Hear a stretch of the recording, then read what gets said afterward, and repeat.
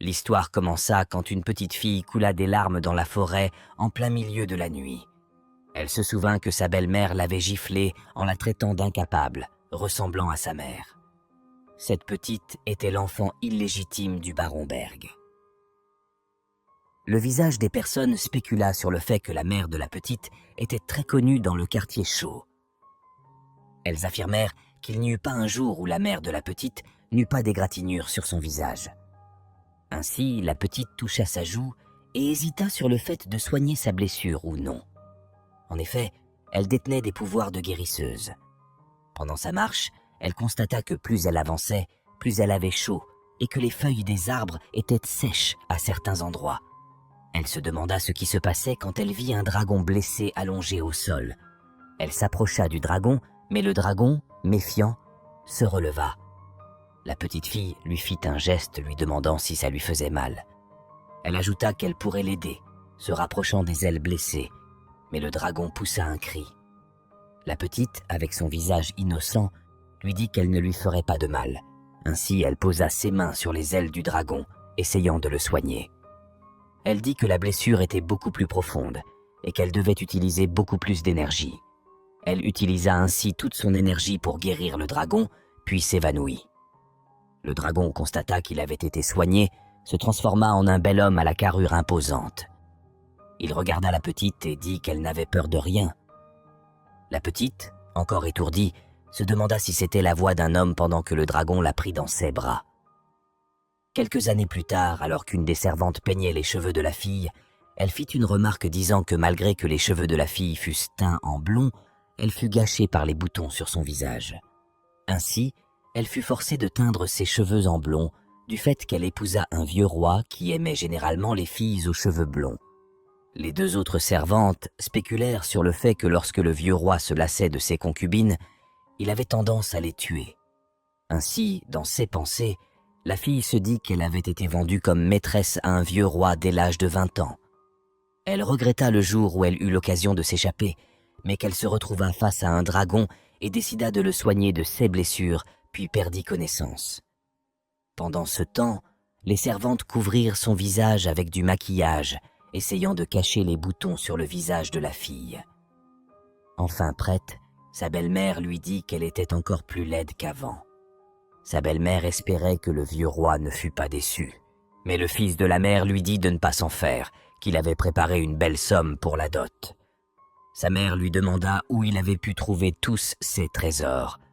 Le fils rétorqua qu'un mage noir lui avait indiqué où se trouvaient des trésors cachés dans les tombes de Taillard, situées près de la frontière. Sa mère, surprise et en colère que son fils ait pillé le lieu sacré où la tribu de dragons de Taillard vénérait ses ancêtres, le traita d'idiot et lui demanda s'il avait touché à Mézaloc, les tombeaux de Taillard, quand tout à coup il entendit des bruits hors du château. La mère se demanda ce qui se passait. La jeune fille regarda par la fenêtre et vit que le château fut attaqué par des dragons et les guerriers de Taillard. Le chef des guerriers entra dans la demeure et tua tous les chevaliers du château dressés sur son chemin. Il regarda la jeune fille qui suivait toute la scène à travers la fenêtre du château. La fille, prise de peur, s'agenouilla. Le chef des guerriers enleva son masque, disant qu'ils entachèrent l'honneur de Mézalouk de Taillard et ordonna à ses troupes de brûler tous les habitants de ce château ainsi que les chevaliers. Pendant que les dragons brûlaient les personnes et le château, l'un des soldats dit à la reine que les murailles du château s'effondrèrent. La reine, prise de peur, dit aux soldats de hisser le drapeau blanc, admettant leur défaite. Pendant ce temps, la fille se dit que c'était le moment idéal pour s'échapper du château. Elle décida d'aller se cacher dans la tour nord, puis de grimper le mur pour s'échapper. Ainsi, la reine et son fils, ainsi que les autres soldats, s'agenouillèrent devant les guerriers de Taillard. Un des guerriers de Taillard demanda à son chef ce qu'il devait faire, maintenant que la reine et ses soldats avaient rendu les armes. Le chef des guerriers de Taillard donna l'ordre de les décapiter et d'offrir leur tête sur des pieux. La reine fut prise de panique. Un des soldats demanda pardon, mais fut décapité aussitôt. Le fils de la reine, terrifié par cette scène horrible, chercha du réconfort auprès de sa mère. Le chef guerrier jeta un regard terrifiant à la reine. Le fils implora le pardon du chef guerrier et promit de restituer les trésors volés en échange de leur vie sauve. Le chef guerrier leur répondit qu'après avoir terni l'honneur de Mézaleuc de Taillard, ils pensèrent qu'il leur laisserait la vie sauve. Il ordonna à ses guerriers de brûler le château et de tuer tous les humains. Un des guerriers acquiesça. La reine et son fils furent sous le choc des paroles du chef guerrier. Le fils dit à sa mère en pleurant que c'était la faute du mage noir qui les avait incités à piller ses tombes. La reine, dans ses pensées, se dit qu'elle devait vite trouver une solution, sinon ils mourraient tous. Pendant qu'un des guerriers s'apprêta à les tuer, la reine cria en disant qu'elle lui donnerait sa fille, qui était sur le point d'épouser le roi de Brion. La reine savait pertinemment que le chef guerrier et le roi Brion étaient ennemis et pensa que son plan allait marcher. Le chef guerrier sourit et demanda à la reine où se trouvait sa fille. Pendant ce temps, la jeune fille s'échappa du haut de la tour, mais fut attrapée par un dragon. Elle vit la tête des chevaliers décapités et fut jetée devant le chef guerrier par le dragon. Le chef demanda à la reine si c'était bien sa fille. La jeune fille, prise de peur, se dit qu'elle serait décapitée comme les autres chevaliers. Le chef guerrier dit qu'elle n'était pas aussi belle que la reine l'avait décrite. Il se demanda réellement si le roi Brion avait l'intention de l'épouser. Il ajouta que la jeune fille avait un regard mystérieux et que ses yeux ressemblaient aux étoiles dans le ciel nocturne. Il se rappela du jour où il avait vu des yeux pareils quand il était blessé et qu'une petite l'avait soigné il y a 10 ans. Il supposa que la fille vivait dans les environs. Il ajouta que cette jeune fille avait les cheveux blonds, ce qui n'était pas le cas de la petite fille il y a 10 ans, qui avait les cheveux blancs. La reine demanda au chef de lui donner un peu plus de temps avant de l'envoyer dans leur demeure. Le chef guerrier pointa son arme vers la jeune fille et lui proposa 2 options. Être son épouse ou être enterrée vivante avec tous les autres dans la tombe de ses ancêtres. La jeune fille, prise de peur, accepta la première option. Ainsi, le chef guerrier se rapprocha de la jeune fille et lui demanda son nom. La jeune fille s'appelait Lucina. Le chef guerrier rétorqua que Lucina signifiait lune dans la langue de Brion, ajoutant que son nom lui allait bien. Il se présenta comme Hakan et déclara qu'il prendrait bien soin d'elle. Hakan demanda ensuite s'il y avait quelqu'un pour présider une cérémonie de mariage dans le royaume de Brion. Il appela le prêtre et lui demanda de venir présider cette cérémonie, ajoutant qu'il épouserait Lucina sur le champ. La reine fut étonnée. Hakan dit au prêtre qu'une fois la cérémonie terminée, il irait témoigner de son mariage avec Lucina. Le prêtre lui demanda devant qui témoigner, et Hakan répondit devant son roi « Brion ». Hakan sourit et annonça qu'il allait enfin faire payer le roi Brion pour les assassins qu'il avait envoyés pour tuer ses jeunes dragons il y a 10 ans. La reine fut choquée et dans ses pensées se dit que Hakan comptait utiliser Lucina pour provoquer le roi de Brion. La cérémonie commença, mais Hakan remarqua que l'ambiance était trop lugubre pour un mariage. Il demanda à ses guerriers de ramener des fleurs et ils partirent en cueillir.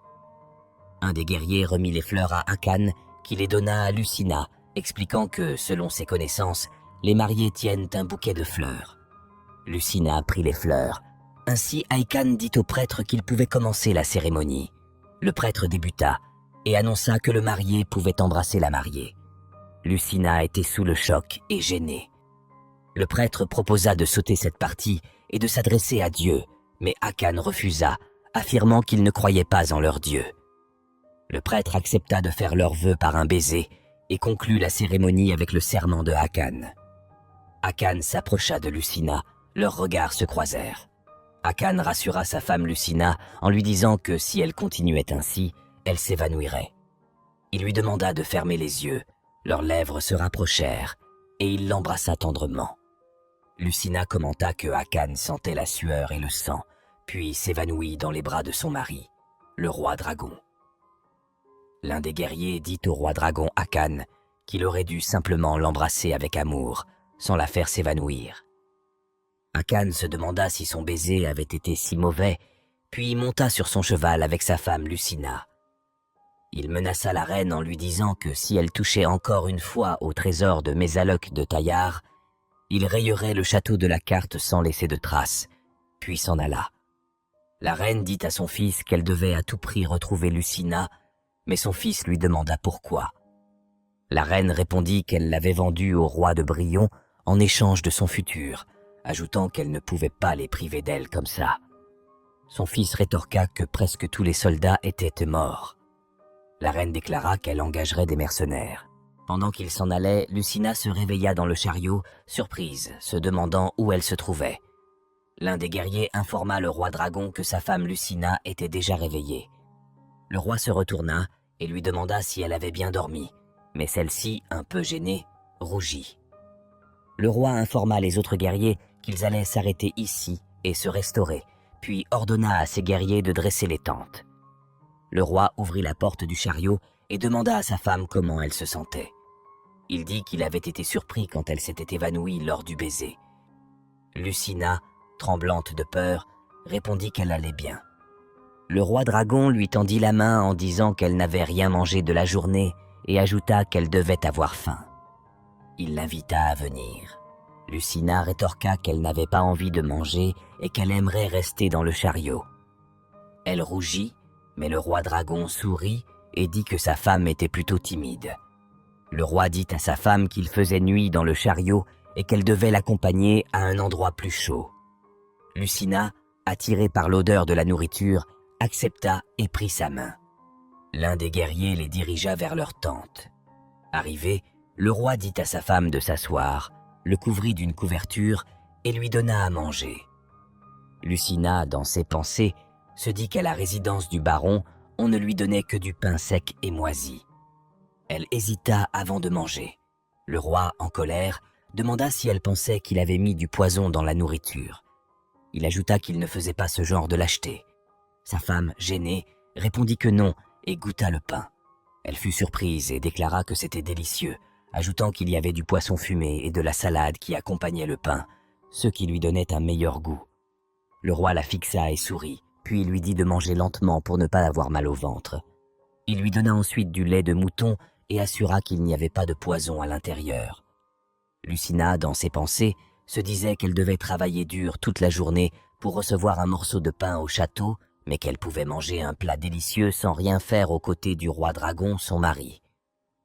Le roi lui demanda son âge, et Lucina répondit 20 ans. Le roi rétorqua qu'elle était trop jeune pour épouser le vieux roi de Brillon. En colère, le roi dragon traita le roi Brillon de fou, se rappelant du jour où le roi de Brillon avait envoyé des assassins pour tuer ses jeunes dragons. Akan ajouta qu'il avait perdu son frère dans cette bataille. Il expliqua qu'il aurait pu tuer le roi de Brillon s'il n'avait pas dû hériter du trône pour la sécurité de son royaume, mais il avait été blessé au milieu de la forêt ce fameux jour. Akan demanda à sa femme si elle regrettait de ne pas avoir pu épouser le roi Brillon, mais celle-ci répondit que non en secouant la tête.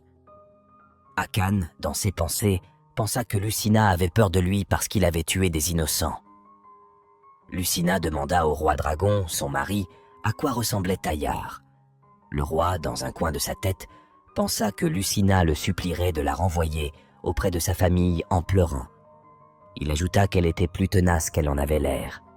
Il dit à sa femme que les habitants de Brillon voyaient Taillard comme une terre de barbares où vivaient les monstres, mais ce n'était pas vrai. Il lui donna du pain et lui dit qu'elle le verrait de ses propres yeux.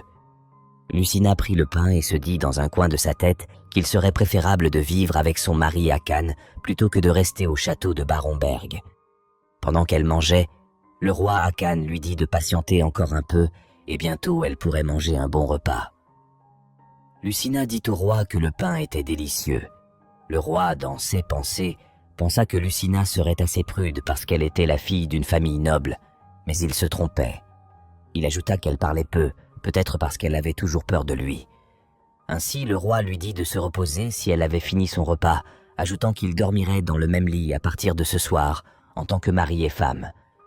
Lucina, surprise, rougit. Le roi déclara qu'il avait entendu dire que les jeunes mariés dormaient ensemble dès leur première nuit de noces. Lucina coulant des larmes, mais le roi lui dit qu'il ne faisait que lui poser une question sur leurs coutumes après le mariage.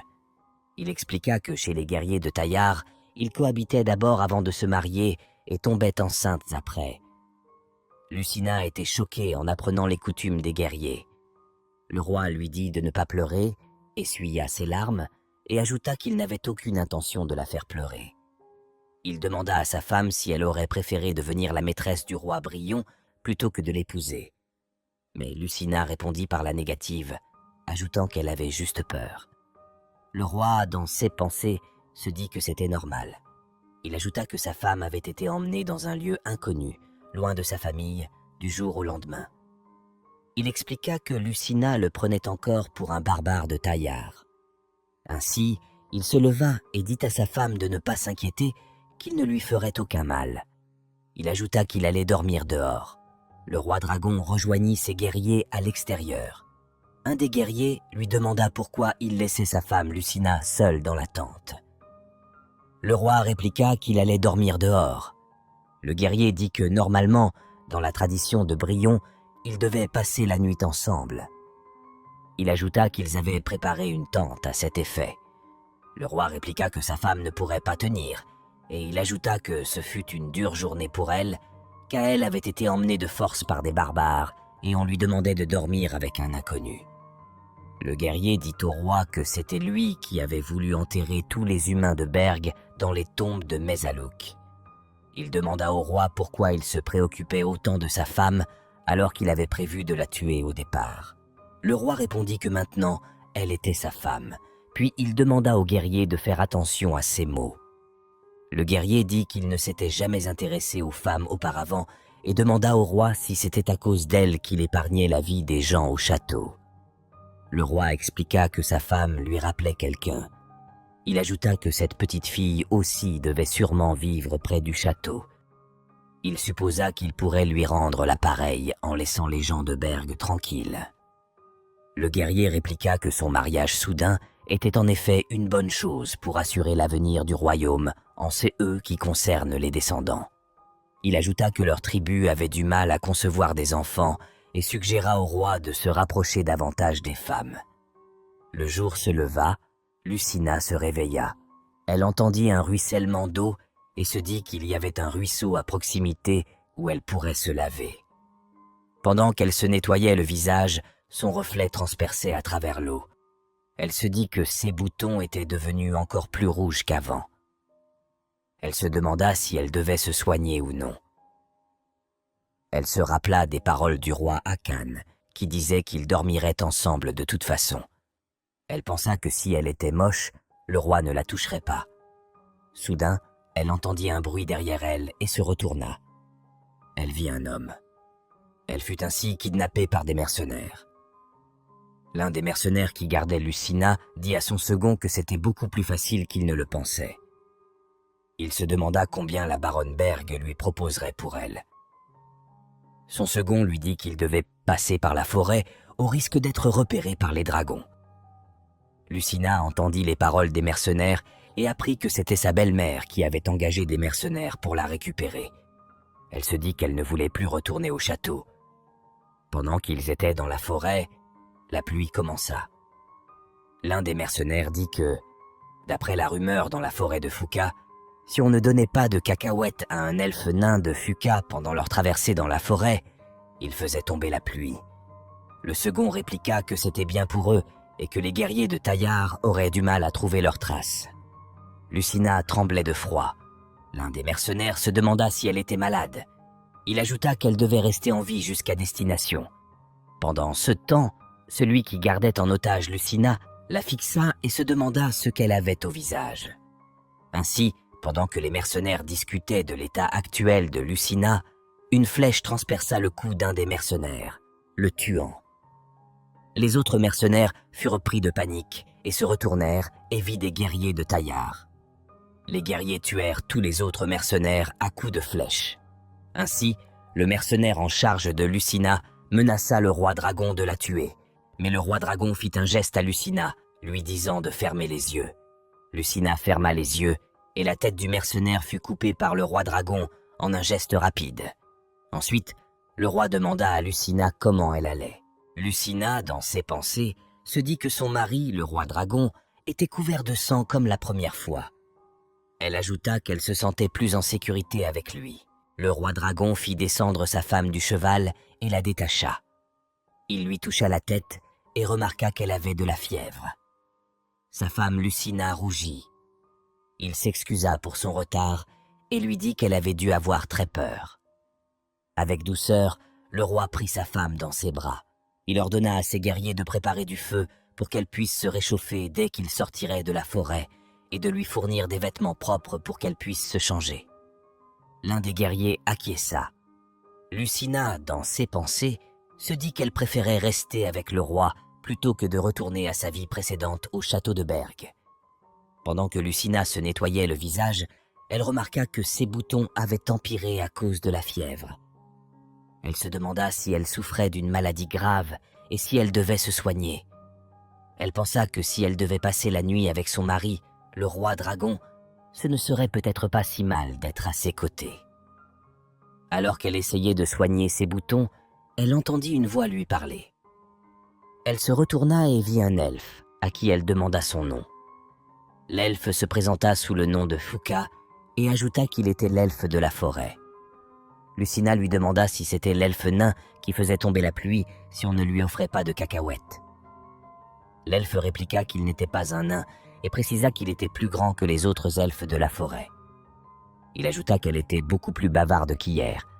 Étonnée, Lucina lui demanda s'il l'observait depuis hier, et l'elfe répondit par l'affirmative, ajoutant qu'elle avait une énergie un peu différente des autres. Il lui demanda si elle avait un don de guérison. Lucina, étonnée, sourit et lui demanda comment il avait su. L'elfe expliqua qu'en tant qu'elfe, il pouvait sentir ces choses. Il conseilla à Lucina de ne pas utiliser son don n'importe comment, car cela pourrait la mettre en danger. Lucina lui demanda de plus amples explications et l'elfe répliqua que ses capacités de guérison étaient rares et pourraient attirer la convoitise de toutes les tribus, ce qui la mettrait en danger. Lucina le remercia pour l'avoir prévenu. L'elfe lui demanda pourquoi elle n'avait pas parlé hier et si elle avait peur de parler en public. Lucina répondit que oui et ajouta qu'à chaque fois qu'elle essayait de parler, on se mettait en colère contre elle, parfois même jusqu'à la maltraiter. L'elfe lui demanda si c'était parce qu'il n'était pas un humain qu'elle se sentait à l'aise avec lui. Lucina répondit par la négative et précisa que c'était simplement parce qu'il ne lui faisait pas peur et qu'il était mignon, tout en souriant. Elle raconta même qu'elle avait rencontré un dragon blessé et l'avait soigné. Elle avait souhaité discuter, mais elle avait perdu connaissance après l'avoir aidé à soigner ses blessures. L'elfe se dit qu'elle était vraiment bavarde. Soudain, le roi demanda à sa femme si elle pouvait entrer dans la tente, et l'elfe s'enfuit. Akan, le roi dragon, disait à sa femme qu'il n'y avait plus de vêtements de rechange. Mais il découvrit que le visage de sa femme était couvert de boutons et de marques. Lucina, cachant son visage, expliqua que c'était dû à la fièvre. Le roi s'approcha d'elle, lui toucha le front et lui demanda si la fièvre était à l'origine de ces marques. Il lui demanda si finalement elle n'était pas malade. Le roi demanda à Tulan, l'un de ses guerriers, d'appeler un médecin le plus rapidement possible. Ainsi, Tulan se rapprocha du prince et lui demanda ce qui se passait, puis fixa le regard de Lucina et s'éloigna immédiatement avec le roi dragon, affirmant que c'était de la variole et qu'il devait rester à l'écart pour ne pas être contaminé. Tulan expliqua qu'autrefois, ils avaient été ravagés par la variole en provenance de Brion et que les symptômes étaient les mêmes. Lucina tentait de se défendre en disant que ce n'était pas la variole, mais une réaction au soufre contenu dans le colorant. Tulan interdit à quiconque de s'approcher d'elle pour éviter la contamination. Paniquée, Lucina avait du mal à s'expliquer. Tulan pointa son arme devant elle pour lui interdire de s'approcher davantage. Les autres guerriers spéculaient sur l'état de santé de la femme du roi et se demandaient si c'était vraiment la variole. Le roi Akan dit à Tulan de baisser son arme et ajouta qu'il ne savait pas encore si c'était la variole. Il demanda à sa femme ce qu'elle voulait expliquer. Lucina expliqua que ces boutons étaient dus à une réaction au soufre contenu dans le colorant qu'elle avait utilisé pour teindre ses cheveux. Elle était de plus en plus nerveuse et n'arrivait pas à s'expliquer. Tulan se demanda si elle avait perdu l'esprit à cause de la pluie. Lucina se rappela du jour où elle avait été maltraitée par sa belle-mère alors qu'elle essayait de s'expliquer et que les servantes avaient spéculé sur la raison pour laquelle elle s'exprimait davantage plutôt que de se taire. Elle raconta que personne ne s'était intéressé à elle quand elle avait essayé de s'expliquer devant les gens. Tulane expliqua que c'était la variole et recommanda au roi de ne pas l'amener au palais. Les autres guerriers spéculèrent sur le fait qu'il devrait peut-être la brûler pour éviter de mettre en danger le peuple de Taillarde. Paniquée, Lucina se dit qu'elle allait être tuée et hésita sur l'utilisation de ses pouvoirs pour guérir son mal, mais se souvint des paroles de l'elfe. Elle était en proie à l'incertitude. Lucina était en proie à l'incertitude. Le roi dragon lui dit de se calmer et de ne pas paniquer, lui recommandant de mettre de l'ordre dans ses idées. Il la rassure en lui faisant comprendre de prendre son temps, assurant qu'il essaierait de mieux comprendre la situation, peu importe le temps que cela prendrait. Tulane déclara au roi que c'était dangereux de parler trop longtemps à une contaminée. Le roi se retourna et lui fit comprendre qu'elle n'était pas contaminée. Tulane demanda plus d'explications, et le roi affirma que le premier symptôme de la variole était la fièvre et que normalement les boutons n'apparaissaient pas en même temps. Tulane admit son erreur pour n'avoir pas fait attention aux détails. Akan rétorqua que les personnes atteintes de la variole ne trouvaient généralement plus l'appétit à cause des éruptions cutanées dans la bouche et des vomissements. Il fit remarquer que sa femme avait encore de l'appétit. Tulane concéda qu'il avait raison et qu'il avait eu tort. Ainsi le roi s'enquit de la situation dont parlait sa femme à propos du soufre et du colorant. Souriant, il lui dit de ne pas avoir peur et qu'il serait là pour la protéger. Lucina lui exposa toute l'histoire concernant la coloration de ses cheveux causée par le roi Brillon et l'utilisation de teintures pour obtenir une teinte blonde. Pendant ce temps, Tulane observait la scène de loin, se demandant ce qui se passait. Le roi dragon comprit alors que la teinture utilisée pour la coloration blonde était responsable des boutons sur le visage de sa femme. Câlinant sa tête, le roi expliqua à Tulan que l'apparition des boutons était due à la teinture capillaire et qu'avec la pluie et la fièvre, ils étaient devenus plus visibles. Tulane admit qu'il ne savait pas que le soufre provoquait ce genre d'allergie. Le roi répliqua à Tulane tout en tenant fermement sa femme dans ses bras, affirmant que si Lucina avait contracté la variole, ils auraient dû être brûlés tous les deux parce qu'il l'avait embrassée.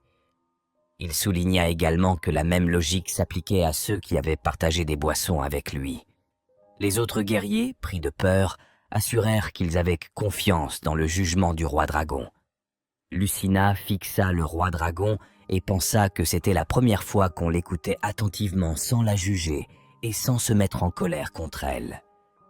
Le roi dit à sa femme qu'elle devrait rester bien au chaud dans sa tente et lui proposa qu'ils aillent ensemble. Ainsi, une fois dans la tente, un guerrier entra et révéla au roi que les kidnappeurs avaient fait des aveux à propos du responsable de cette attaque. Les kidnappeurs déclarèrent qu'ils avaient été engagés par la baronne Berg. Le roi dragon, surpris et en colère, se disait que malgré qu'il les ait laissés en vie, ils osaient s'attaquer à lui. Il décida d'aller personnellement au château et de tuer tous les habitants pour montrer l'exemple. Lucina fut choquée. Il déclara que même après qu'ils aient déshonoré les trésors de Mésaluc de Taillarde et qu'il leur ait laissé la vie sauve, ils osaient s'en prendre à sa femme. Lucina demanda au roi d'épargner les innocents qui n'avaient rien à voir dans cette situation. Le roi, étonné que sa femme ne défendait pas sa famille, lui posa la question si ça ne la gênerait pas s'il tuait sa famille. Lucina, dans ses pensées, se dit que la baronne n'était pas sa mère biologique. Elle hésita sur le fait de dire la vérité au roi ou non. Elle se remémora le passé où elle subissait toutes sortes d'injures. Elle se prosterna devant son mari, lui implora de ne pas tuer sa famille. Le roi dragon lui demanda de se relever, ajoutant qu'elle était toujours malade. Ainsi, il la porte et lui demanda ce qu'elle lui offrirait s'il laissait la vie sauve à sa famille. Pendant que leurs mains s'entrelaçaient, le roi dit qu'il n'était pas du genre à pardonner ceux qui s'en prennent à sa femme. Il demanda une contrepartie en échange de la vie sauve de sa belle famille. Sa femme, gênée, rétorqua qu'elle lui offrirait tout ce qu'il voulait. Dans ses réflexions, le roi soutenait que chaque fois qu'il fixait les yeux de Lucina, elle se remémorait davantage la petite fille qu'il avait soignée lorsqu'il était blessé. Ainsi, le roi lui suggéra d'échanger un baiser en échange de la vie sauve de sa famille. Lucina fut surprise. Malgré son hésitation, le roi lui assura que c'était effectivement ce qu'il désirait. Pendant qu'ils échangeaient des regards, Lucina ressentit les battements de son cœur s'intensifier. Elle prit la décision de fermer les yeux et approcha ses lèvres plus près de celles du roi. Akan prit l'initiative en faisant le premier pas et l'embrassa avec tendresse. Satisfait, il l'enlaça dans ses bras. Il ordonna aux guerriers de couper la tête des mercenaires et de les renvoyer au château Berre, puis de brûler leurs têtes sous leurs yeux, ajoutant que s'ils osaient toucher sa femme une nouvelle fois, ils subiraient le même sort. Le guerrier acquiesça. Alors que Lucina était allongée sur le lit, Akan lui assura qu'il la protégerait et lui suggéra de se reposer. Lucina le remercia, mais le roi lui suggéra d'échanger un autre baiser en signe de sa reconnaissance. Lucina rougit. Le roi sourit et lui fit comprendre que c'était simplement une plaisanterie. Lucina ne comprit pas vraiment pourquoi le roi était aussi heureux. Elle se demanda si c'était à cause du baiser. Malgré les boutons sur son visage, elle ne comprenait pas vraiment pourquoi le roi prenait autant soin d'elle. Lucina découvrit la terre de Taillard. Elle fut stupéfaite par sa beauté. Elle pensa que les gens de Taillard vivaient dans des huttes ou des grottes et étaient des barbares, au point de manger des animaux volants. Tulan l'invita à descendre du chariot. Elle descendit ainsi du chariot et sentit une odeur de brûlé, un mélange de musc et de soufre. Elle se demanda si c'était à cause de cette odeur qu'elle avait le vertige. Elle vacilla, mais le roi l'attrapa en lui demandant si elle avait le vertige. Il ajouta que l'odeur des terres de Taillard contenait beaucoup d'énergie de feu et que les humains, ayant plutôt une énergie terrestre, nécessitaient un temps d'adaptation. Lucina rétorqua qu'elle allait mieux maintenant, pensant qu'elle se sentait en sécurité à côté du roi, son mari. Le roi lui demanda son impression du palais de Taillard. Lucina rétorqua que le royaume de Taillard était différent de ce qu'elle avait entendu. Le roi rétorqua que les habitants de Brion ne considéraient pas les diverses tribus de Taillard, y compris celles des dragons, comme humains. Il ajouta qu'il ne reconnaissait pas Taillard comme un royaume, bien que leur civilisation soit développée. Il affirma que Taillard était une mine d'or, la région la plus abondante et la plus belle du continent. Lucina pensa qu'elle allait rester là à partir de maintenant. Le roi incita sa femme à venir. Les habitants du royaume de Taillard étaient contents du retour du roi. Ils spéculaient sur l'identité de Lucina à côté du roi, se demandant si elle venait de Brion. Ils demandaient aussi ce qu'elle avait au visage, se demandant si elle était malade. Lucina regrettait de ne pas avoir soigné ses boutons avant de venir au royaume de Taillard. 2 personnes firent la révérence au roi et lui demandèrent s'il avait fait bon voyage. Le roi salua le prêtre. Lucina fut surprise que la vieille était un prêtre. Le prêtre demanda au roi s'il avait ramené de l'énergie terrestre dans leur royaume. Il prit de l'eau bénite, s'apprêtant à l'évaporer sur le visage de Lucina, mais celle-ci, prise de peur, se cacha derrière le roi. Le roi lui dit qu'elle ne devrait pas avoir peur, ajoutant que c'était pour nettoyer les mauvais sorts qu'un étranger aurait pu ramener. Il expliqua que les habitants de Taillard se lavaient avec de l'eau bénite après leur voyage à l'étranger, croyant que leur corps et leurs esprits pourraient être contaminés par de mauvais sorts. Il ajouta que c'était en quelque sorte une cérémonie de bienvenue. Le prêtre leur fit la cérémonie de bienvenue avec de l'eau bénite. Lucina constata que cette eau avait un effet apaisant sur ses boutons. La cérémonie de purification étant terminée, le prêtre les incita à rejoindre le palais. Lucina constata que tout le palais était couvert d'or. Une fille s'approcha du roi et l'enlaça, ajoutant qu'elle était fière du roi pour avoir infligé aux pilleurs des tombes la grandeur de Taillard. Lucina fut stupéfaite par l'incroyable beauté de cette fille. Il s'avérait que la fille se nommait Gareth. Le roi demanda à Gareth si elle s'inquiétait pour lui, mais celle-ci répondit par la négative. Elle ajouta qu'elle savait pertinemment qu'il ne faillirait jamais. Elle demanda au roi s'il avait ramené Lucina comme trophée, se demandant si les femmes de Brion étaient toutes aussi horribles et sales que Lucina. Elle dit qu'elle devrait se laver un peu. Lucina fut totalement choquée. Pendant qu'elle essayait de s'expliquer, le roi prit la parole et présenta Lucina comme son épouse. Gareth fut totalement choqué.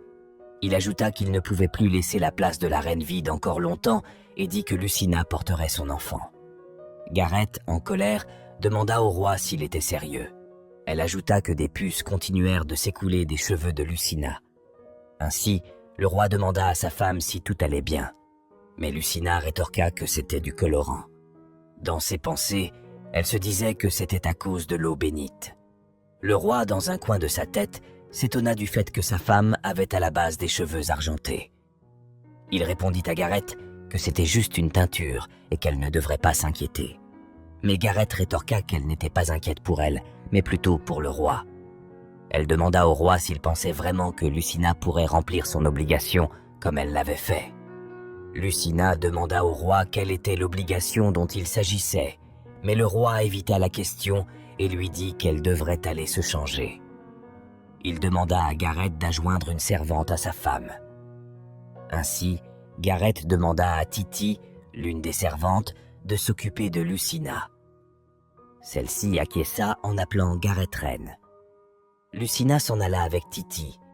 Elle se demanda si c'était la femme du frère de Hakan, mort il y a 10 ans.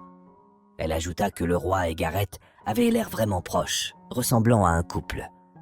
La servante Titi se présenta à Lucina et lui dit qu'à partir de maintenant, elle serait sa servante. Lucina lui demanda si c'était sa chambre. Celle-ci répondit par l'affirmative, ajoutant que comme elle n'avait pas encore d'enfant avec le roi, elle n'était pas autorisée à entrer au palais de la reine. Titi ajouta qu'elle devrait remplir son obligation d'accoucher d'un enfant du roi pour devenir officiellement la reine. Lucina, dans ses pensées, se disait que c'était ce dont parlait Gareth tout à l'heure. Titi demanda à Lucina si elle pouvait l'aider à se changer. Celle-ci répondit par l'affirmative. Titi dit qu'il y avait une tache sur ses vêtements, mais Lucina répondit que c'était du colorant qui avait fondu. Dans ses pensées, elle supposa que c'était l'eau bénite qui avait fait fondre le colorant et qui apaisait les boutons sur son visage. Elle demanda à Titi si elle pouvait avoir plus d'eau bénite. La servante répondit qu'elle allait demander l'autorisation et s'en alla. Ainsi, une mésange entra dans la chambre de Lucina et lui dit qu'elle avait bien fait de suivre ses conseils. Lucina, étonnée qu'une mésange puisse parler, la vit se changer en un elfe. Il s'agissait de Fuka, l'elfe de la forêt. Lucina lui demanda s'il l'avait suivi jusqu'ici. Fuka rétorqua qu'il était content qu'il ait pu suivre son conseil de ne pas utiliser sa capacité de guérison, ajoutant que c'était plus sûr d'utiliser de l'eau bénite au lieu de son pouvoir. Lucina fut contente et demanda à Fuka quel type de cacahuètes il voulait. Elle ajouta qu'elle allait demander à sa servante s'il y en avait au palais. Fuka répondit qu'il aimait toutes les cacahuètes.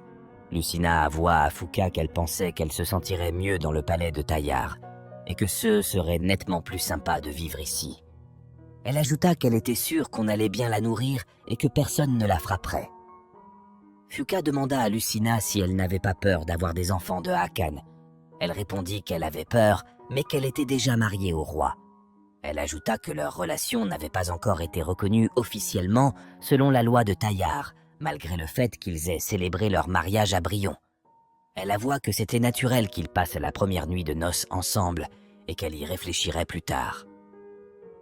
La servante revint et dit à Lucina qu'elle avait reçu la permission d'utiliser de l'eau bénite. De l'autre côté, pendant que le roi Hakan se déshabillait, Toulan disait que les dragons étaient revenus de Berg. Le roi demanda s'il avait exécuté son ordre.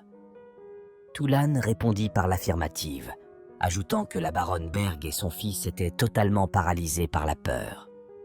Toulan demanda au roi s'il comptait vraiment arrêter sa vengeance ainsi, mentionnant que le roi défunt, son frère, avait été assassiné par le roi de Brion. Il ajouta que les habitants de Brion les considéraient comme peu intelligents.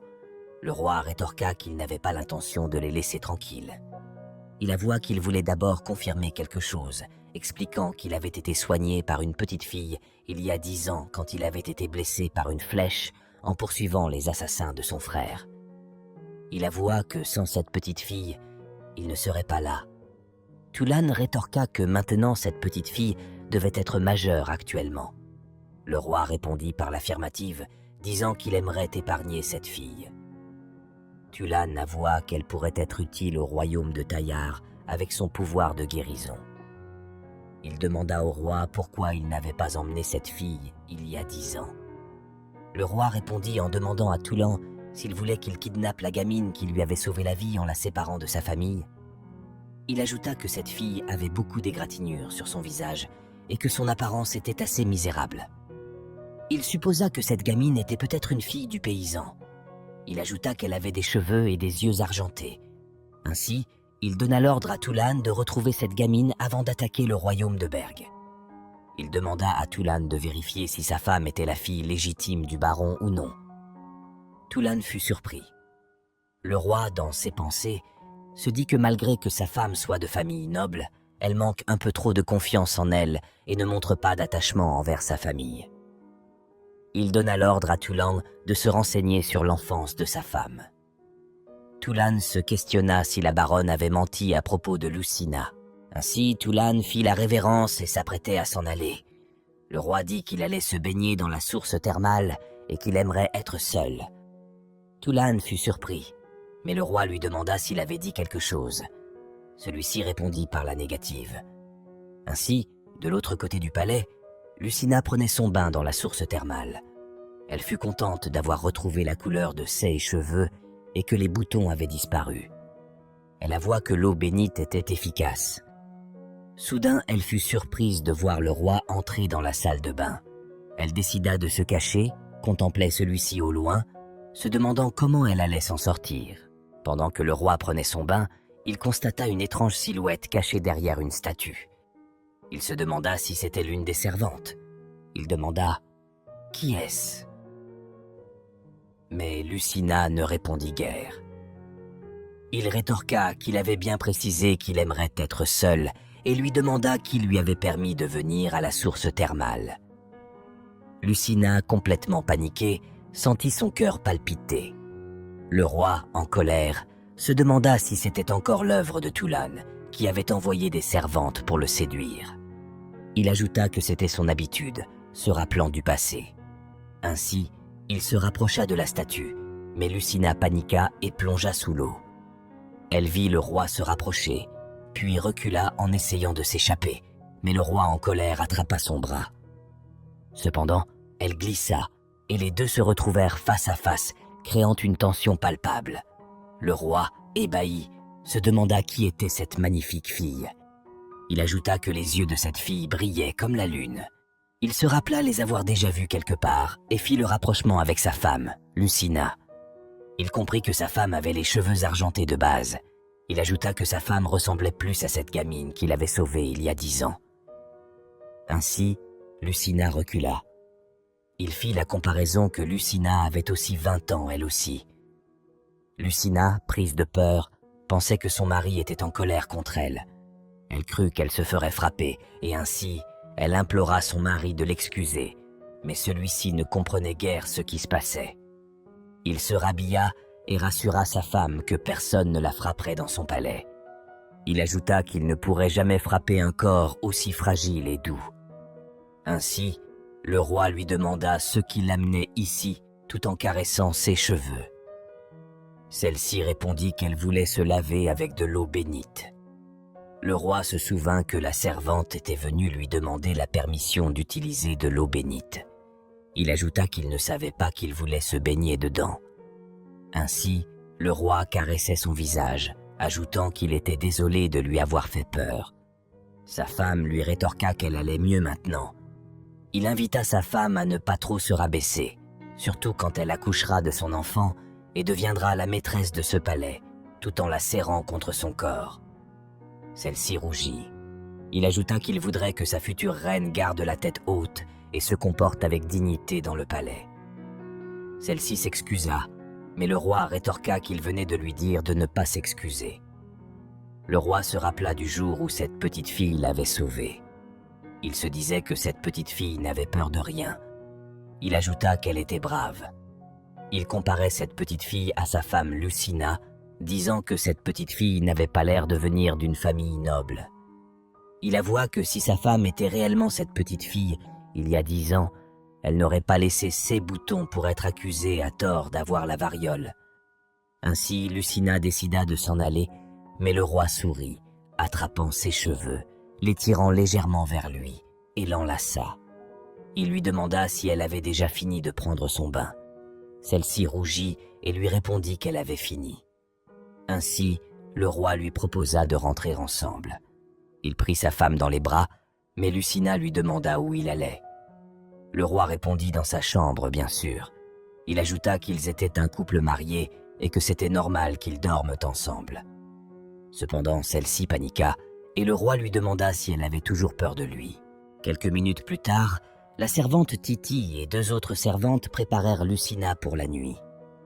Titi lui dit qu'elle était beaucoup plus belle avec cette couleur de cheveux, ajoutant que le roi serait complètement sous le charme. Les 2 autres servantes se demandaient si Lucina pourrait résister au roi vu son corps trop maigre. Celle-ci voulut plus d'explications. Une servante rétorqua à Lucina si elle ne savait pas pourquoi le roi restait à l'écart des filles. La 2e servante répondit que la fille risquait la mort après avoir passé la nuit avec le roi. Lucina se demanda pourquoi elle pourrait mourir. La 2e servante répondit que si la fille n'arrivait pas à supporter la grandeur de la tribu des dragons, elle pourrait mourir. Ainsi, Titi la réconforta en lui disant qu'elle pouvait supporter. En colère, elle s'en alla avec Lucina.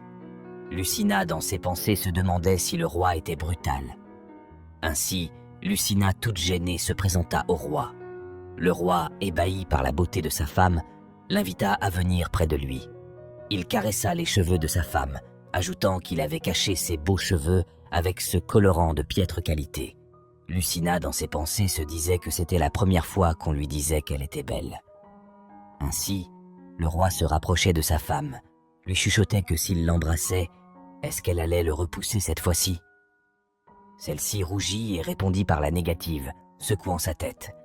Ainsi, le roi sourit, leurs lèvres se rapprochèrent et ils s'embrassèrent tendrement. Son cœur palpita. Elle ajouta que les lèvres du roi étaient douces et chaudes. Ainsi, le roi enleva son haut. Lucina contempla le tatouage de son roi. Il l'attrapa et lui dit que c'était le motif de sa tribu natale. Il ajouta que sa femme pouvait toucher. Ainsi, Lucina toucha son corps, rougit et se dit que son corps était vraiment dur, comme si elle touchait un roc. Le roi lui demanda si elle voulait rester avec lui. Il prit sa femme, la déposa gentiment sur le lit. Celle-ci se rappela des paroles des servantes. Elle se dit qu'elle ne sortirait pas vivante si le roi le frappait avec ce genre de bras. Elle tremblait de peur. Le roi constata que sa femme avait peur et se releva. Lucina, dans ses pensées, se demandait si le roi était en colère. Le roi rétorqua qu'il n'était pas en colère. Il demanda à sa femme si elle voulait rentrer chez elle. Celle-ci, pleine de remords, répondit par la négative. Elle ajouta que sa place était ici, ajoutant que maintenant qu'elle était son épouse. Elle ajouta qu'elle voudrait devenir la reine de Taillard et porter son enfant. Le roi lui demanda si elle savait ce qu'implique ce rôle. Il répondit que cela implique qu'elle pourrait se préparer à la mort pour lui et Taillard. Il lui demanda si elle était prête à mourir. Celle-ci ne répondit guère. Ainsi, le roi se rhabilla et lui dit qu'il la toucherait une fois qu'elle serait prête. Ainsi, il s'en alla, laissant seule Lucina dans la chambre. Quelques jours après, les servantes spéculaient sur ce qui s'était passé, ajoutant que depuis ce jour, le roi n'était plus allé voir sa femme Lucina.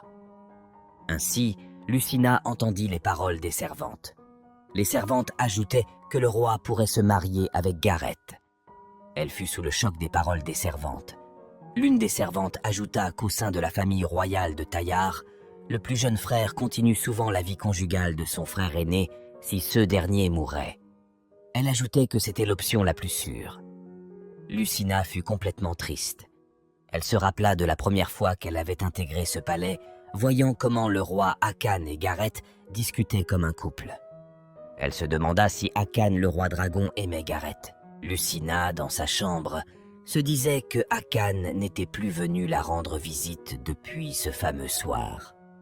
Elle repensait aux paroles de Titi qui essayait de la rassurer en lui disant que c'était parce que le roi n'était pas au château ces derniers temps. Elle ajouta qu'il allait passer la voir dès qu'il serait de retour. Mais Lucina entendit des rumeurs à propos du roi qui avait eu un coup de cœur pour sa belle-sœur depuis qu'il était petit. Elle se disait que si le roi pouvait aimer une femme aussi belle que Gareth, alors elle n'avait aucune chance de lui plaire. Elle avoua qu'elle était une peureuse. Elle ajouta que le roi devrait avoir sûrement pitié d'elle. Titi entra dans la chambre et informa Lucina que le roi était de retour. Elle proposa d'y aller le saluer. Ainsi, celle-ci se dépêcha pour aller voir son mari, mais sur le chemin, elle croisa Gareth. Celle-ci avoua qu'elle l'avait immédiatement reconnu malgré le changement de couleur de ses cheveux. Lucina, gênée, salua Gareth. Celle-ci rétorqua qu'elle n'arrivait pas à comprendre ce que Lucina disait, ajoutant que c'était normal que le roi la laisse seule dans la chambre. Lucina, triste, baissa les yeux. Gareth saisit la main de Lucina et dit qu'elle était trop maigre et ne pourrait pas passer une nuit avec le roi. Elle ajouta qu'elle allait mourir à la fin. Mais Lucina ne comprit pas pourquoi elle allait mourir pour avoir passé une nuit avec le roi. Gareth s'étonna du fait que le roi n'ait pas informé sa femme de la possibilité qu'elle meure si elle passait éventuellement la nuit avec lui. Gareth lui expliqua que le palais de Taillard était une tombe pour les femmes. Elle ajouta que peu de femmes pouvaient digérer l'énergie de feu et survivre. Elle lui conseilla d'abandonner l'idée de devenir la reine. Elle lui proposa de s'en aller du palais. Ainsi, le roi fit son entrée. Gareth et Lucina firent la révérence. Le roi demanda à Gareth si elle discutait avec sa femme. Celle-ci répondit par la négative, ajoutant que Lucina ne pouvait même pas prononcer une phrase correctement. Elle ajouta qu'elle lui avait juste donné quelques conseils en tant qu'ancienne reine. Gareth dit qu'elle aimerait donner un conseil au roi. Le roi accepta. Ainsi, Gareth dit qu'il faisait une grosse erreur, ajoutant que Lucina était fragile et timide et ne pouvait pas devenir l'épouse d'un membre de la tribu des dragons. Le roi le remercia pour ses conseils et dit qu'il se débrouillait tout seul. Il appela sa femme à venir le rejoindre. Lucina rejoignit son mari. Pendant leur marche, le roi avoua que cela faisait plusieurs jours qu'ils ne s'étaient plus vus. Il ajouta qu'il était occupé ces derniers jours. Il demanda si tout s'était passé au palais en son absence. Lucina répondit par l'affirmative. Le roi lui demanda si elle avait quelque chose à lui dire. Lucina, dans ses pensées, disait qu'elle n'arrivait pas à mettre de l'ordre dans ses idées, malgré le fait qu'elle ait beaucoup de questions à lui poser. Le roi, dans ses pensées, se dit que sa femme souffrait à cause de ce qu'il lui avait dit la dernière fois. Le roi dit à sa femme qu'elle pense que le roi de Brillon et lui ne sont pas si différents à ses yeux. Mais sa femme répondit par la négative en se rapprochant du roi. Elle avoua qu'il était différent. Elle ajouta que son mari l'avait écoutée pour la première fois de sa vie et qu'il ne s'était pas mis en colère contre elle. Le roi lui demanda si c'était la première fois qu'on l'écoutait jusqu'à la fin. Lucina répondit par l'affirmative. Le roi rétorqua que si normalement elle était la seule fille du baron Berg, il devrait l'écouter. Il demanda la raison pour laquelle on ne l'écoutait pas. Sa femme, dans ses pensées, se dit qu'elle devrait cacher qu'elle est une enfant illégitime. Elle avoua au roi que c'était parce qu'elle bégayait souvent quand elle se sentait stressée. Ainsi, le roi, dans ses pensées, comprit pourquoi sa famille avait décidé de la marier à un vieux roi. Il attrapa les cheveux de sa femme, les sentit et dit que s'il avait une belle fille comme elle, il tiendrait à elle comme la prunelle de ses yeux et la couvrirait de bijoux en or. Lucina rougit. Son cœur palpitait. Ainsi, un guerrier informa le roi qu'une personne nommée Hadar avait disparu. Le roi fut sous le choc. Ainsi, le roi dit à sa femme qu'il avait une urgence à régler et qu'il se reverrait plus tard. Lucina repensa aux paroles de son mari. Elle rougit puis dit que son cœur palpitait à cause du fait que le roi la trouvait adorable. Le jour suivant, Lucina se mirait à travers son miroir. Toute heureuse, elle se remémora les paroles du roi qui lui disait qu'elle était adorable. Elle repensa aussi aux paroles de Gareth sur le fait qu'elle pourrait mourir tant qu'elle n'arrivait pas à digérer l'énergie du feu si éventuellement elle passait la nuit avec le roi. Ainsi, elle demanda à Titi plus d'explications. La servante hésita sur le fait de lui en parler dû au fait que le roi ne lui avait rien dit. Titi rétorqua qu'elle devrait accoucher d'un enfant de la tribu de Dragon Saint. Lucina demanda si on pouvait mourir pendant l'accouchement. Titi répondit par l'affirmative, ajoutant qu'il y avait des risques de mourir et que c'était encore plus compliqué d'avoir un enfant des tribus de dragons. Elle se demanda si elle pourrait mourir à cause de sa minceur. Titi rétorqua que n'importe quelle femme pourrait devenir reine si elle mettait un enfant du roi au monde. Elle ajouta que Gareth était une servante d'une famille pauvre, mais elle était devenue reine après avoir accouché d'un enfant du roi précédent. Ainsi, Lucina, dans ses pensées, se dit que si elle accouchait d'un enfant du roi, personne ne demanderait rien à propos de ses origines. Titi rassura Lucina et lui dit qu'elle serait une merveilleuse reine et accoucherait d'un beau bébé. Ainsi, elle lui proposa de porter une robe sexy. De l'autre côté du palais, nous retrouvons le roi assis avec son bras droit, Tulane, ainsi qu'une femme couchée sur le lit, souffrante. Le roi, triste, dit que la femme malade était surprise de le voir partir soudainement pour le royaume Berg. Il ajouta que cette femme voulait le suivre, craignant que le roi participe à une guerre. Il s'avérait que cette femme était la mère du roi. Le roi disait que sa mère avait eu peur de perdre le seul fils qui lui restait. Ainsi, du nom d'Adar, elle fut une grande reine admirée de tous pour avoir mis au monde 2 garçons du dragon protecteur et d'avoir reçu la bénédiction du feu. Le roi ajouta que la mort de son fils aîné, il y a 10 ans, l'avait rendue folle. Elle refusait d'accepter la mort de Raikhan, le frère du roi, et d'enterrer son corps. Ainsi, le corps de Raikhan n'a pas encore été déposé dans les tombes de Mézaluk depuis 10 ans maintenant. Akan ajouta que sa mère croyait qu'on lui enlèverait le corps de Raikhan, et pour cela, pendant ces 10 ans, elle n'avait jamais quitté la sainte grotte devant Kozik, où le corps de Raikhan était conservé. Elle croyait toujours qu'il ouvrirait les yeux un jour. Ainsi, le roi s'en alla. Tulane demanda au roi s'il n'allait pas se rendre au palais secondaire. Le roi dit qu'il n'était pas d'humeur à y aller. Tulane, en colère, rétorqua que le roi devrait faire son maximum pour trouver une fille qui pourra accoucher d'un enfant si éventuellement il n'était pas attiré par sa femme Lucina. Il ajouta qu'il devrait au moins aller voir Gareth. Il ajouta qu'ils avaient perdu le roi précédent lors du massacre il y a 10 ans. Il dit que s'il arrivait quelque chose au roi, il n'aurait plus de descendants du dragon protecteur.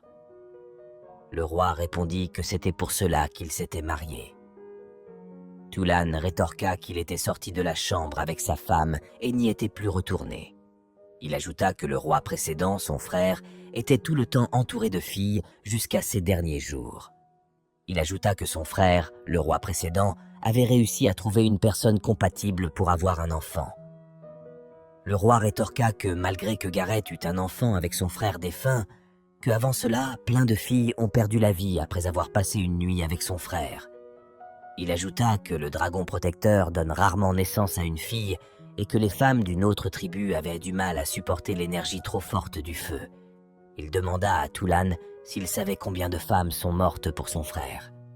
Il dit qu'il ne pourrait pas le faire avec n'importe quelle fille sachant qu'elle pourrait mourir.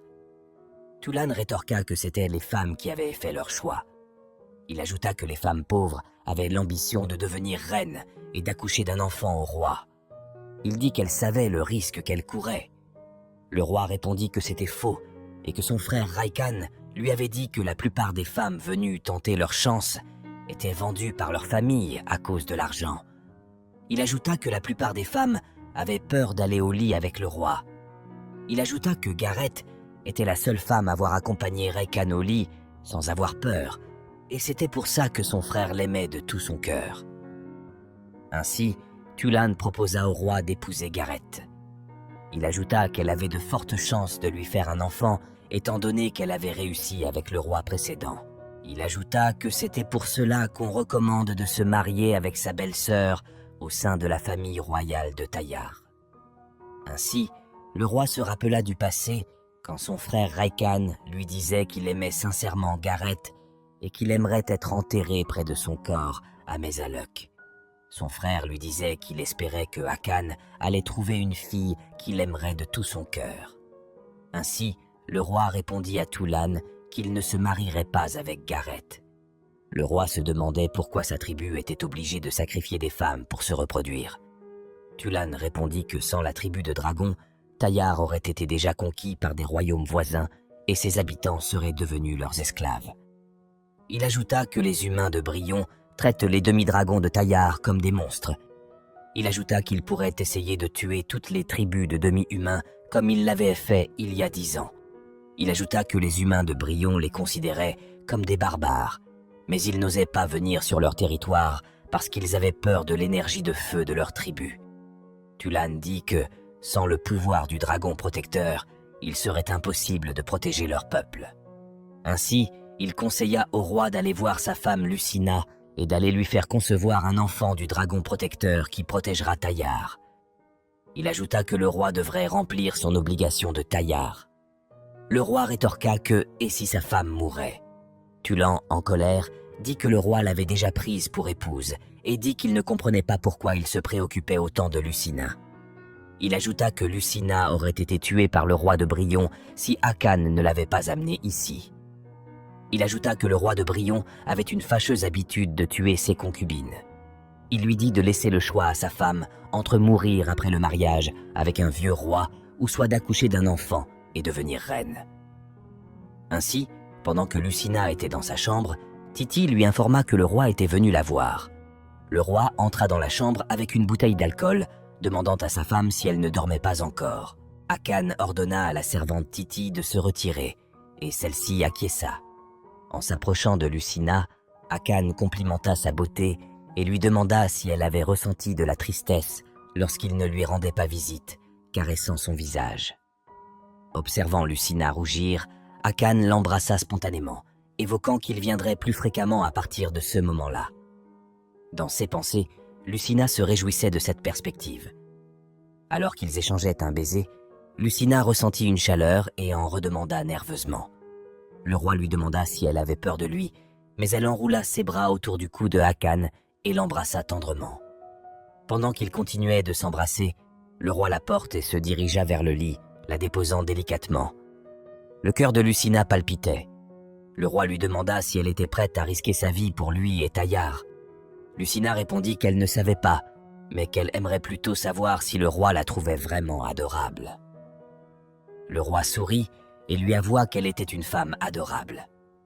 Lucina rougit et répondit que personne ne lui avait jamais dit ça. Ainsi, le roi caressa les cheveux de sa femme et rétorqua que les habitants de Brillon étaient aveugles. Il affirma qu'elle était la femme la plus adorable à ses yeux. Ainsi, les deux souriaient. Soudain, Lucina se rappela des rumeurs prétendant que le roi avait eu un coup de cœur pour sa belle-sœur quand il était petit. Elle se demanda s'il faisait la même chose avec Gareth. Ainsi, elle repoussa le roi et lui demanda s'il aimait Gareth. Le roi comprit à peine pourquoi elle posait cette question, alors que cela paraissait évident vu ce qu'il était en train de faire. Lucina demanda au roi s'il allait se marier avec Gareth. Le roi lui répondit de ne pas prendre ces rumeurs au sérieux. Cependant, Lucina prétendit qu'elles affirmaient que quand le roi était petit, il avait eu un coup de cœur pour Gareth. Le roi lui dit que si elle continuait, il partirait. Dans ses pensées, Lucina se dit que le roi n'avait pas nié le fait qu'il avait aimé Gareth quand il était petit. Elle mentionna qu'en réalité, elle n'était pas aussi belle que Gareth. Elle dit au roi qu'il lui avait dit qu'elle était adorable, mais que c'était un mensonge. Le roi fut surpris. Lucina ajouta que le roi aimait plus Gareth plus qu'elle. Le roi, en colère, lui dit d'arrêter de dire des mensonges.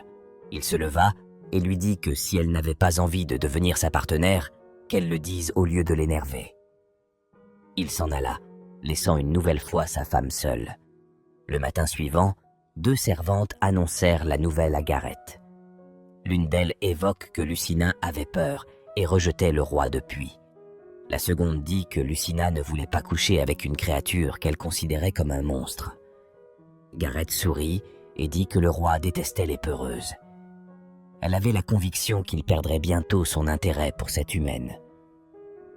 Lorsque le roi lui avait présenté sa femme pour la première fois, elle avoua qu'elle était inquiète par rapport à son titre, mais que maintenant elle n'avait plus à s'en inquiéter. L'une des servantes rétorqua que le roi allait regretter d'avoir choisi Lucina comme épouse et se rendre compte qu'elle n'était pas qualifiée pour devenir la reine de Tayar. Elle ajouta que normalement c'était à Gareth de porter l'enfant du roi et de devenir une nouvelle fois reine. La seconde servante dit que le roi aimait Gareth depuis qu'il était petit et se sentait coupable par rapport à son frère. Gareth sourit et se rappela du passé quand elle était la femme de l'ancien roi. Elle avait constaté que le petit Akan la fixait au loin. Elle mentionna qu'il le désirait, mais quand le frère du roi est mort, il avait commencé à l'éviter à cause de la culpabilité envers son frère. Elle prédit que le roi reviendrait vers lui tôt ou tard, affirmant qu'elle était la maîtresse du palais de la reine et que personne ne pourrait prendre sa place. De l'autre côté, Lucina, triste, se dit que le roi n'était plus venu la voir depuis ce jour. Titi la réconforta en disant qu'il reviendrait. Lucina se dit qu'elle n'arrivait pas bien à s'exprimer et avait la fâcheuse habitude d'énerver le roi. Elle exprimait son intention de changer et demanda de l'aide à sa servante Titi. Lucina, cherchant des conseils pour améliorer son discours, se tourna vers Titi. Titi, surprise mais disposée à aider, suggéra de s'entraîner avec elle pour améliorer ses compétences orales, soulignant l'importance d'éviter de bégayer. Elle ajouta qu'elle-même s'était beaucoup entraînée depuis son arrivée au palais pour améliorer son élocution. Lucina, étonnée que Titi ne vienne pas de Taillard, lui demanda de quelle tribu elle était. Titi expliqua qu'elle venait de Rwandi, travaillant comme servante pour payer les frais de scolarité de sa sœur. Créant un environnement confortable, Titi permit à Lucina de s'entraîner. Cependant, leur pratique fut interrompue par une servante informant Lucina que Gareth souhaitait lui parler. À l'intérieur du palais de la reine, Titi encouragea Lucina à appliquer ses techniques pratiquées. Gareth expliqua qu'elle avait appelé Lucina pour lui présenter une robe pour le prochain événement royal. La servante présenta une robe noire symbolisant le deuil à Brion. Lucina, curieuse du symbolisme à Taillard, confirma avec Titi la ressemblance avec une tenue funéraire. Gareth précisa qu'elle avait choisi la robe pour Lucina, notant son refus de passer la nuit avec Akan. Elle suggéra que si Lucina désirait quitter le royaume, elle devrait porter cette robe pour signifier son désir de rentrer chez elle. Gareth exprima sa pitié pour Lucina, insistant pour qu'elle accepte ce geste d'honnêteté. De retour dans sa chambre, Lucina était anxieuse, craignant que Akan interprète sa tenue comme un désir de retourner à Brion. Cependant, leur conversation fut interrompue par une voix entrant dans la chambre, se présentant comme Hadar. Lucina et Titi se questionnèrent sur son identité. Hadar mentit en se présentant comme Rita, la chef des servantes. Hadar remarqua Lucina portant une robe noire et supposa qu'elle était en deuil. Lucina précisa qu'elle la portait pour le prochain banquet. En échange de son aide pour réparer la robe, Hadar demanda de la nourriture.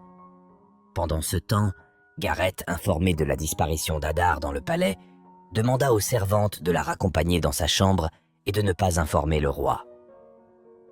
Après avoir satisfait sa faim, Hadar commença à réparer la robe. Lucina et Titi exprimèrent leur inquiétude en la regardant couper le tissu. Cependant, Hadar les rassura, les invitant à lui faire confiance. Elle promit de faire ressortir la beauté de Lucina dans cette robe. Gareth, observant depuis la porte partiellement ouverte, demanda aux servantes de les laisser tranquilles, admettant que cela faisait longtemps qu'elle n'avait pas vu Hadar s'amuser autant. Lorsqu'Hadar eut fini et proposa à Lucina d'essayer la robe, celle-ci éprouva un sentiment de gêne en se couvrant du tissu. Titi, en essayant d'enlever le tissu, remarqua que la robe était bien meilleure maintenant et avoua que Lucina était magnifique. La fête royale commença. Akan s'enquit de Lucina auprès de son garde Tulan et soudain, Gareth intervint, suggérant que Lucina pourrait se sentir mal à l'aise avec Akan et peut-être l'éviter par peur. Ainsi, Akan ordonna à Tulan d'aller voir Lucina, lui disant de ne pas se sentir obligée de venir si elle se sentait mal à l'aise. Sentant le mécontentement d'Akan, Gareth proposa d'exécuter une danse pour divertir le roi. Tulan assura au roi que les mouvements de Gareth restaient aussi magnifiques qu'auparavant. Pendant ce temps, à l'entrée, Lucina et Titi se virent refuser l'accès à la fête car elles ne portaient pas la robe suggérée par la reine. La garde, dans ses pensées, reconnut le charme de la femme du roi. Titi expliqua qu'il s'agissait du même costume avec une légère modification. Suivant les instructions de Gareth, la garde bloqua leur entrée et poussa Titi avec force, les faisant tomber au sol. La garde estima qu'il n'avait pas besoin de traiter Lucina avec gentillesse, supposant qu'elle était une femme répudiée par le roi lui-même. Soudain, Fuka vola à proximité, remarquant la mésentente. Lucina espérait obtenir de l'aide de Fuka. Pendant ce temps, Hakan, un peu ivre après avoir bu du vin, admirait la performance de Gareth qui dansait devant lui. Il se remémora son enfance avec son frère Raikkan, un grand chevalier qui avait réussi à unifier plusieurs tribus pour former un royaume. Raikkan, aimé et respecté de tous, était admiré par Hakan qui enviait tout ce qui appartenait à son frère, y compris sa femme et même le trône. Hakan s'imaginait dans la position de Raikkan, possédant tout ce qu'il avait. Il souligna que ses désirs ambitieux ont conduit la mort de son frère Raikkan, le protégeant. Même dans ses derniers instants, Raikkan exprimait le désir de voir Gareth une dernière fois. Après la perte du roi, Hakan fut contraint d'hériter du trône et de fonder une famille. Tulan suggéra Gareth comme compagne. Cependant, alors qu'Hakan était sur le point d'avoir une relation intime avec Gareth, il se souvint de l'amour de Raikkan pour elle. Hakan lui dit qu'elle n'était pas obligée de le faire, puisque son amour appartenait à Raikkan. Gareth, le surprenant, l'enlaça par derrière et lui avoua son amour pour Hakan en tant qu'homme, affirmant que Raikkan était son amour parce qu'il était roi. Elle ajouta qu'elle avait toujours aimé Hakan. Choqué par les paroles de Gareth, Hakan fut déconcerté lorsque Gareth se déshabilla et lui proposa de passer la nuit avec lui. Ses souvenirs laissèrent Hakan étourdi. Soudain, il aperçut des cheveux argentés. Lucina, d'une beauté éblouissante, se tint devant Hakan. Perturbé par sa présence, Hakan crut qu'elle était un ange descendant de la lune, et sa simple vue dissipa instantanément ses vertiges.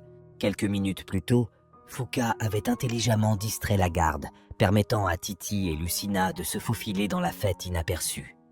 Invoquant son courage et rappelant son entraînement avec Titi, Lucina s'approcha gracieusement de Hakan, fit la révérence et rétorqua « Mon grand roi de Taillard, que votre bonheur soit éternel !» Interloqué, le roi se demanda si la fille devant lui était sûrement la même Lucina qu'il avait connue autrefois.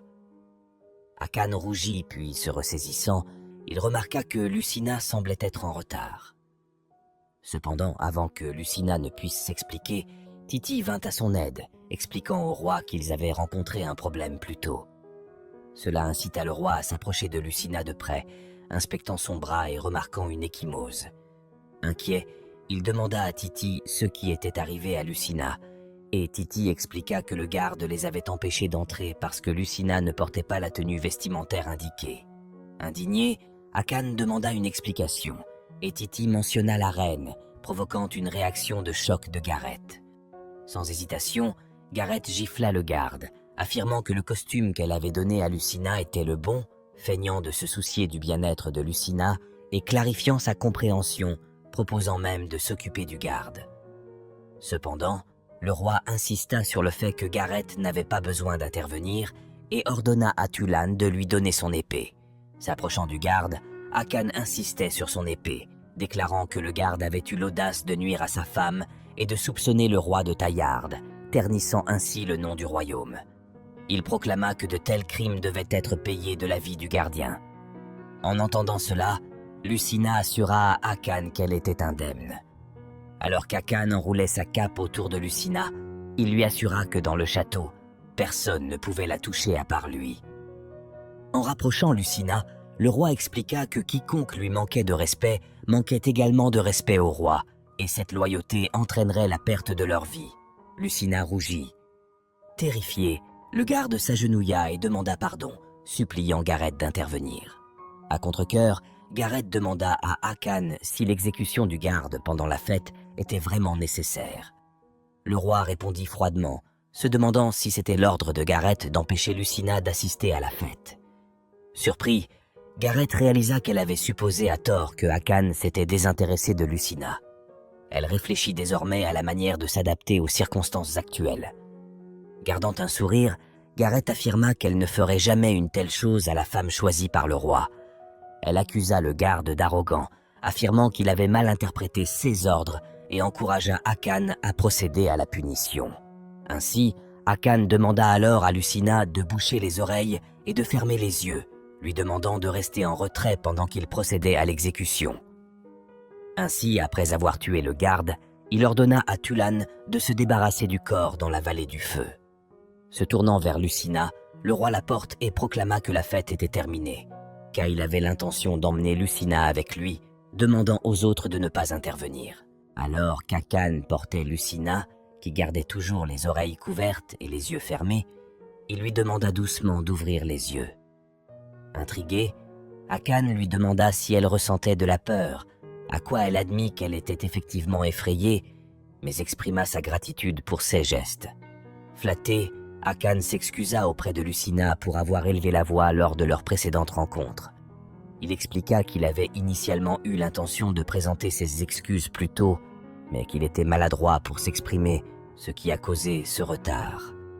Il regretta également de ne pas avoir honoré sa promesse de la visiter régulièrement.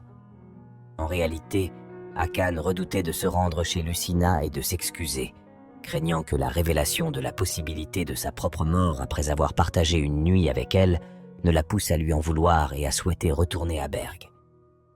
Il redoutait de la perdre définitivement, ce qui l'amena à reporter la visite. Soudain, Lucina l'interrompit en s'excusant d'avoir parlé maladroitement et blessé Hakan. Elle expliqua qu'elle désirait voir Hakan et s'excuser, mais que la crainte de répéter la même erreur la retenait. Avec douceur, Hakan la rassure en lui affirmant qu'il n'avait nulle intention de l'effrayer, et si tel était le cas, il la ramènerait à son palais. Il l'encouragea à ne pas craindre de le contrarier et l'incita à suivre ses envies. En entendant ces paroles, Lucina saisit les vêtements de Hakan, exprimant ainsi son désir d'être avec lui. Cependant, elle admit qu'elle n'était pas encore certaine de sa préparation mentale à faire le sacrifice ultime pour lui. Elle souhaitait d'abord connaître tous les détails concernant Hakan, convaincue que cela l'aiderait à déterminer si elle était prête à faire ce sacrifice. Les paroles de Lucina laissèrent Hakan abasourdi, mais il éclata de rire et lui caressa doucement le visage. Il partagea ses sentiments, reconnaissant l'importance de se comprendre mutuellement avant de s'engager dans de tels actes. En conséquence, ils se dirigèrent vers la chambre de Hakan. Une fois à l'intérieur, Hakan complimenta la beauté de Lucina, avouant que ses yeux étaient exclusivement fixés sur elle lors de son arrivée à la fête. Se rapprochant de son oreille, il lui demanda de ne plus jamais porter cette robe, car il n'appréciait pas que les autres puissent l'admirer dedans. Le visage de Hakan se rapprocha du sien, et alors qu'il enlaçait doucement Lucina par la taille, elle recula, suscitant la question de Hakan sur son confort avec son contact.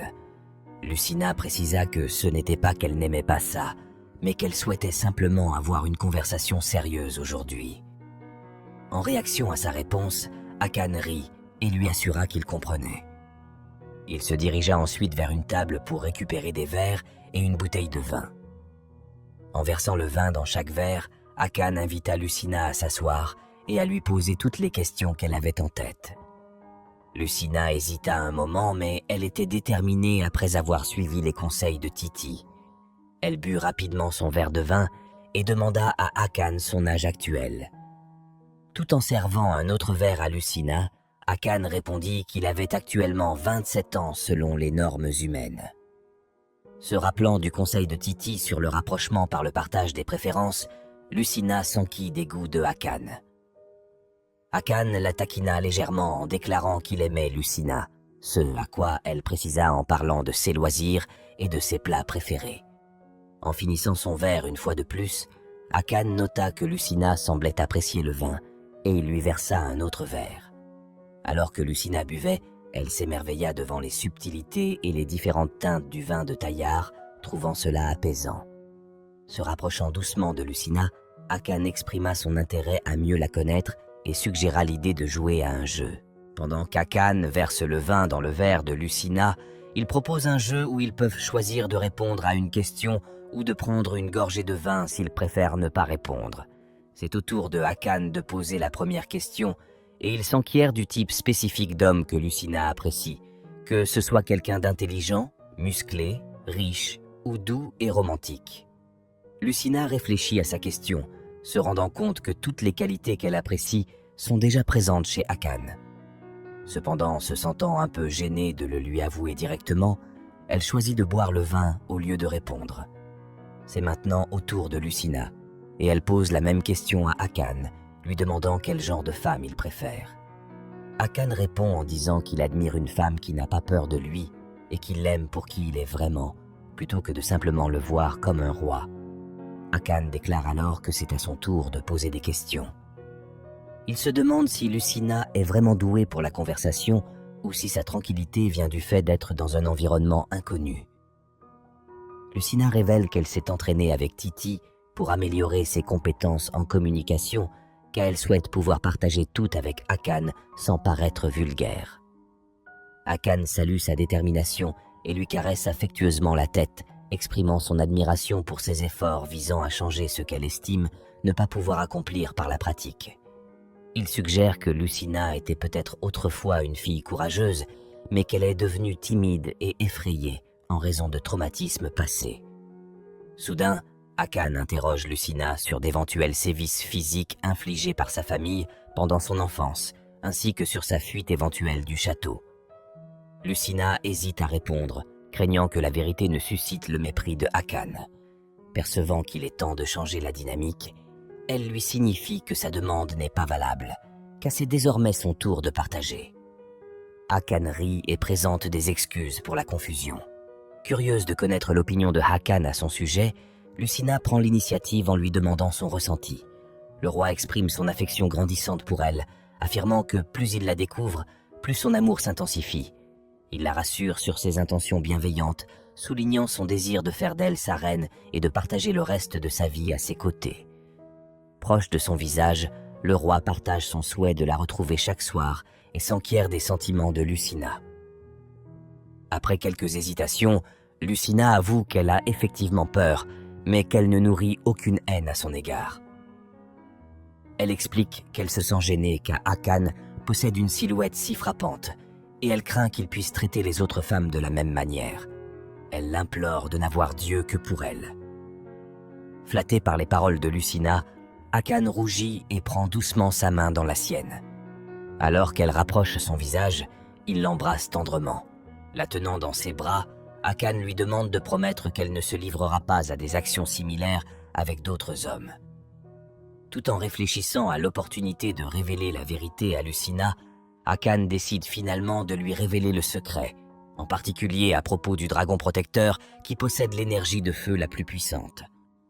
Il explique que les femmes des autres tribus ne supportent pas cette énergie, ce qui entraîne de nombreux décès lors des grossesses ou des accouchements. Certains périssent même pendant l'intimité, laissant entrevoir le lourd tribut que la puissance du dragon protecteur exige.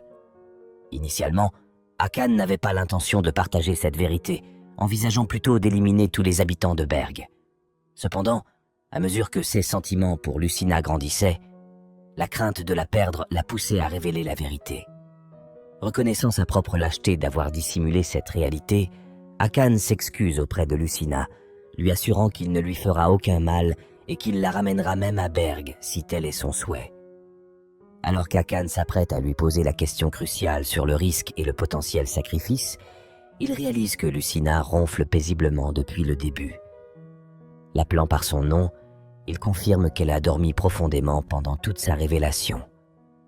Avec délicatesse, Hakan dépose Lucina sur le lit, la recouvre d'une couverture et l'embrasse tendrement sur le front. Le jour suivant, les servantes de Gareth informent ce dernier que Lucina et Hakan ont passé toute la nuit ensemble dans la chambre de Hakan, laissant supposer une intimité partagée. C'est la première fois qu'une femme passe la nuit dans la chambre de Hakan. En apprenant cette nouvelle, Gareth exprime son mécontentement.